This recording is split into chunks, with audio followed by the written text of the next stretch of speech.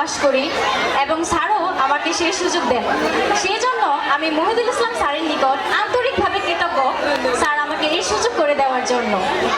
আমি মূলত শিক্ষকতা পেশায় এসেছি মহিদুল ইসলাম স্যারকে দেখে অনুপ্রাণিত হয়ে। আমার পরিচিত অনেকেই জানেন আমার জীবনের শ্রেষ্ঠ এবং সবচেয়ে প্রিয় শিক্ষক হলেন মহিদুল ইসলাম স্যার।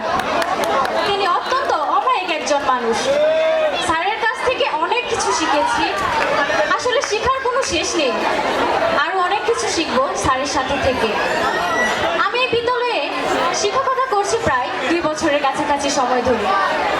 এখন এই বিদ্যালয়, ছাত্রছাত্রী, শিক্ষক শিক্ষিকা সবার প্রতি আমার অনেক বেশি ভালোবাসা জন্ম নিয়েছে।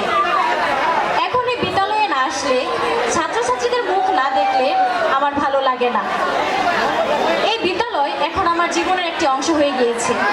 তাই সর্বোপরি একটি কথাই বলতে চাই, মহিদুল ইসলাম স্যারের সান্নিধ্যে থেকে এই বিদ্যালয়ের স্বার্থে আমি ভালো কিছু করতে চাই। আমি এ বলেই আমার সংক্ষিপ্ত বক্তব্য শেষ করছি। সকলকে ধন্যবাদ। আসসালামু আলাইকুম।